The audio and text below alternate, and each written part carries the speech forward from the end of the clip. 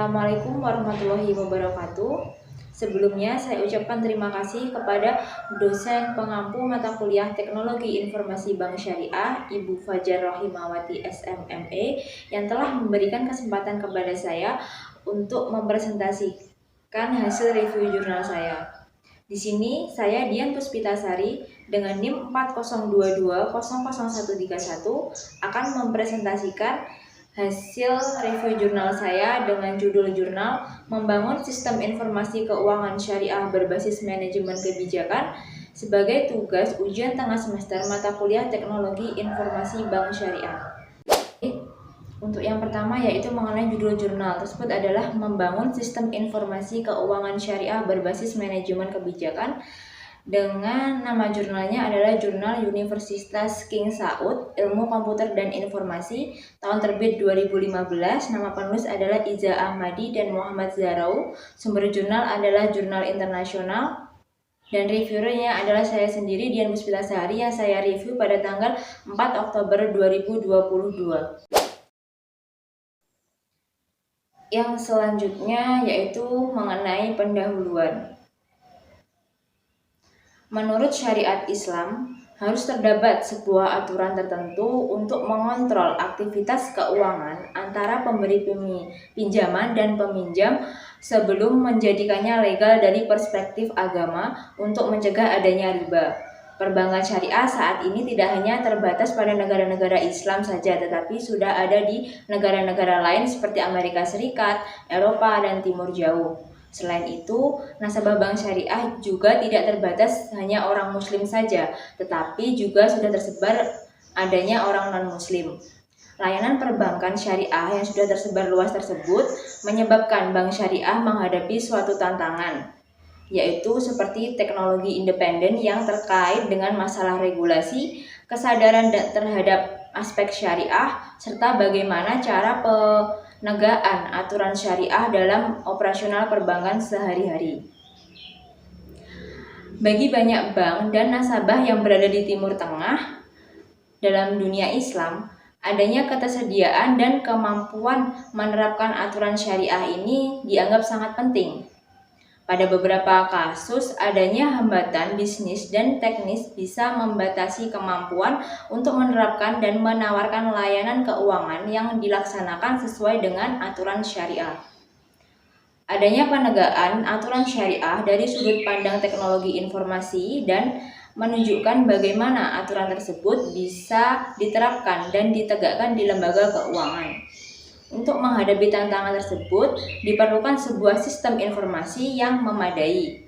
Salah satu standar otorisasi keamanan yang digunakan yaitu XACML yang diperluas untuk mempertimbangkan aturan syariah. XACML ini digunakan di banyak alat dan arsitektur sistem termasuk untuk menegakkan aturan syariah di sektor perbankan, di mana tujuan awal dari sistem manajemen kebijakan XACML ini biasanya untuk menegakkan aturan keamanan. Pada jurnal tersebut, penulis belum menyertakan tujuan dari penelitian tersebut serta metode penelitian yang digunakan dalam peneliti jurnal tersebut. Pembahasan yang selanjutnya adalah mengenai hasil dan pembahasan dari jurnal tersebut. Bank Islam di negara-negara muslim mengikuti hukum dan pedoman syariah. Namun proses tersebut tidak dapat diaudit atau diverifikasi setiap hari atau untuk setiap transaksinya. Karena proses tersebut bergantung pada ahli domain yaitu manusia atau pada mereka yang bekerja sebagai penasihat agama untuk bank. Oleh karena itu, ada suatu kebutuhan serius untuk membangun sistem manajemen pengetahuan di mana semua aturan syariah dapat didokumentasikan, diintegrasi, dievaluasi, dan yang lain-lainnya. Sistem manajemen kebijakan syariah yang diusulkan pada jurnal tersebut merupakan bagian dari sistem manajemen pengetahuan keuangan Islam atau salah satu komponennya. Terdapat sebuah proses keuangan yang disepakati secara umum dan diterapkan oleh sebagian besar bank syariah, yaitu Yang pertama adalah mudharabah atau bagi hasil, yang kedua adalah musyarakah atau sebuah usaha patungan, yang ketiga adalah murabahah, yang keempat adalah wadiah, yang kelima adalah ijarah yang diakhiri dengan sebuah kepemilikan, yang keenam adalah sewa biasa atau ijarah tanpa diakhiri dengan kepemilikan, yang ketujuh adalah obligasi Islam, dan yang terakhir adalah pinjaman umum. Pembahasan selanjutnya yaitu mengenai SACML. SACML ini dianggap sebagai pembuat kebijakan keamanan dan aplikasi manajemen. SACML mencakup komponen untuk menentukan sebuah kebijakan keamanan untuk mengakses sumber daya komputer, misalnya adanya sebuah basis data, aplikasi, dan layanan web. Itu juga mencakup aturan untuk menentukan penggunaan dan izin atau hak istimewa mereka. Terdapat elemen otorisasi SACML, yaitu yang pertama adalah komponen kebijakan, kumpulan kebijakan, titik administrasi kebijakan, aturan, target, tindakan, sumber daya, subjek, dan lingkungan sekitar. SACML merupakan salah satu bentuk solusi yang efektif untuk mengontrol akses di lingkungan terdistribusi. Model SACML ini digunakan untuk mendefinisikan aturan akses, misalnya sebuah RBAC yang digunakan untuk menegakkan kebijakan. Model lain dikenal sebagai Attribute Based Access Control atau ABAC, di mana keputusan kontrol akses dibuat berdasarkan sekumpulan atribut. Sistem informasi perbankan Islam atau biasa dikenal dengan IBIS adalah sistem informasi yang termasuk dalam arsitektur dan aturan desain mereka untuk setuju dengan peraturan Islam. Namun di sebagian besar bank Islam, aturan ini dipahami dan diterapkan oleh manusia dan bukan mesin. Dengan demikian, salah satu tantangan utama yang dihadapi perbankan syariah saat ini adalah memiliki akses ke Dewan Syariah yang independen serta aktif. Saat ini Dewan Syariah aktif memberikan kebijakan yang mengontrol kepatuhan syariah secara umum. Melakukan tugas ini pada operasi dan transformasi perbankan sehari-hari itu sangat menantang.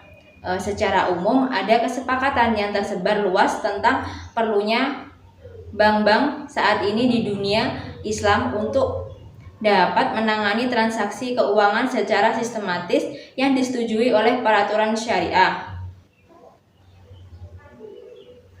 Ekstraksi kebijakan hukum syariah untuk perbankan syariah. Bahasa formal kebijakan diperlukan untuk membantu mengekstraksi hukum keuangan syariah Islam dengan cara yang dapat dengan mudah diintegrasi oleh sistem informasi. Hal ini karena perangkat lunak dan sistem aplikasi tidak mampu mengambil atau memahami sebagian input seperti ayat-ayat Al-Quran, hadis Nabi Muhammad SAW, atau seperti sumber syariah lainnya. Dari sumber tingkat tinggi mereka dan dapat membuat penilaian atau membuat keputusan berdasarkan aturan tersebut. Disinilah XACML ini diusulkan untuk mengisi kesenjangan antara hukum syariah hukum syariah semantik dengan tingkat tinggi dan sistem informasi.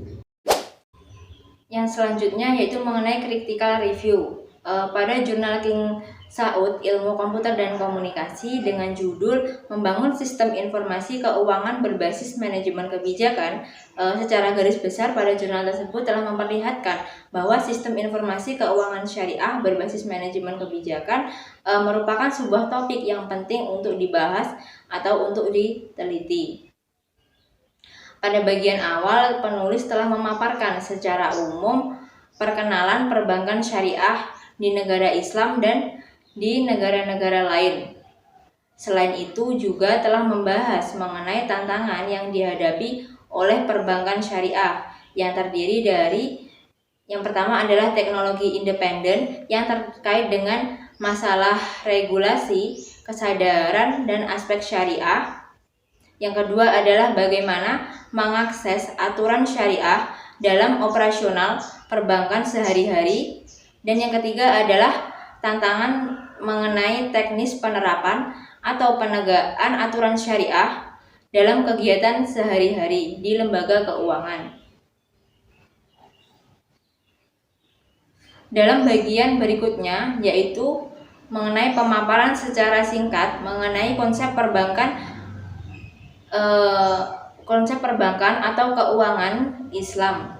Selanjutnya menggambarkan bahasa mengenai XHTML dan arsitekturnya, menyajikan karya terkait penggunaan XHTML untuk menegakkan kebijakan Islam, dan yang terakhir adalah mengenai kesimpulan dan pekerjaan masa depan.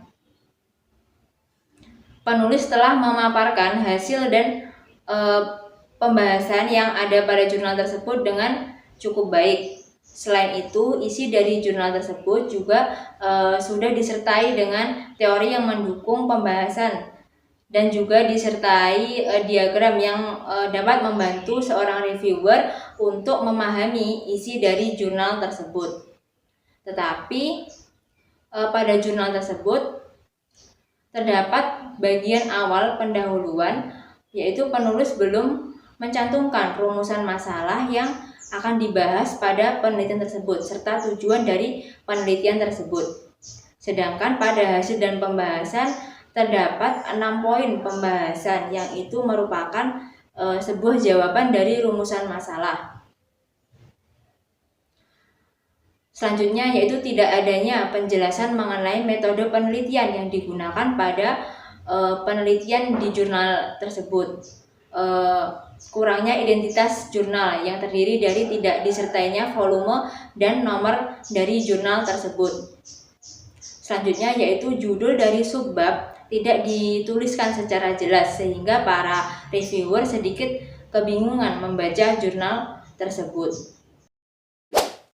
Selanjutnya yaitu mengenai kesimpulan. Kesimpulan bisa saya ambil dari jurnal tersebut adalah sejumlah besar bank di wilayah Islam mencoba menarik pelanggan mereka dengan memastikan aturan moneter dalam hukum Islam atau syariah. Namun, tantangan utama bagi bank-bank tersebut adalah bagaimana cara mengadopsi atau menerapkan aturan tersebut dalam transaksi sehari-hari. Pasalnya, saat ini sebagian besar aturan tersebut dinilai kasus per kasus dan berdasarkan pendapat dari Dewan Ahli Agama yang biasanya ditugaskan oleh bank. Saat ini, kebijakan yang dapat diimplementasikan atau diterapkan serta dipantau oleh alat sebagian besar terkait dengan keamanan, itu mengenai masalah autentikasi dan otorisasi. Tetapi proses yang sama ini dapat diperluas ke kebijakan dari domain yang berbeda seperti kebijakan yang dapat diambil dari hukum syariah. Aplikasi manajemen XHTML mencakup komponen untuk menentukan kebijakan keamanan untuk mengakses sumber daya komputer, seperti misalnya yaitu basis data, aplikasi, dan layanan web. Itu juga mencakup aturan untuk menentukan sebuah pengguna dan izin atau hak istimewa mereka. Sistem otorisasi keamanan XHTML dan manajemen kebijakan dapat digunakan untuk memaparkan dan menegakkan kebijakan keuangan yang terkait dengan pedoman syariah Islam. XHTML biasanya digunakan untuk kebijakan keamanan. XHTML ini bisa membantu bank dan entitas terkait keuangan lainnya seperti perusahaan asuransi di Timur Tengah dan negara-negara Islam untuk mematuhi aturan syariah Islam dan menyediakan pelanggan mereka yang bersedia dengan layanan tersebut khusus untuk transaksi atau aktivitas sehari-hari. Terdapat 10 proses keuangan yang diakui oleh sistem perbankan syariah atau perbankan Islam, yaitu mudharabah, musyarakah, murabahah, wadiah, ijarah, qard, bai, sewa atau ijar, suku atau obligasi Islam, dan pinjaman umum. Semua tersebut sebagai titik awal untuk membuat sistem manajemen kebijakan untuk keuangan Islam.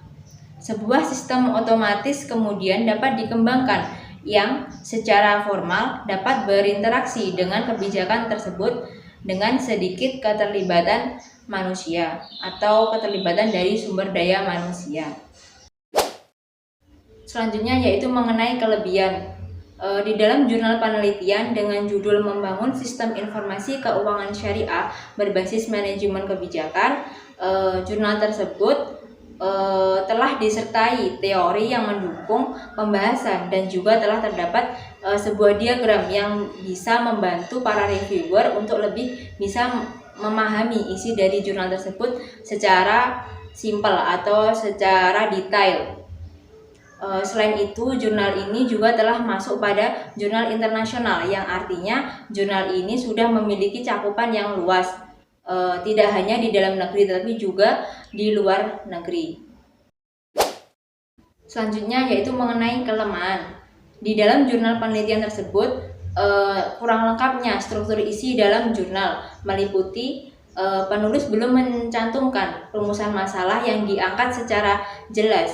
Tetapi pada bagian abstrak, penulis menyebutkan terdapat 2 bahasan yang akan dibahas pada jurnal tersebut. Tetapi 2 bahasan tersebut tidak menunjukkan sebagai rumusan masalah, karena pada pembahasan jurnal tersebut terdapat 6 poin yang dibahas. Selain itu, tujuan dari penelitian tersebut tidak dicantumkan secara jelas pada jurnal penelitian tersebut. Tidak jelasnya mengenai metode penelitian yang digunakan pada penelitian tersebut karena penulis tidak mencantumkan metode penelitian yang digunakan, dan juga mengenai judul subbab yang tidak dituliskan secara jelas seperti pendahuluan, tinjauan pustaka, metode penelitian, hasil dan pembahasan, sehingga membuat yang mereview sedikit kebingungan ketika membaca jurnal tersebut. Selain itu, kurang lengkapnya identitas jurnal yang tidak disertai dengan volume dan nomor dari jurnal tersebut.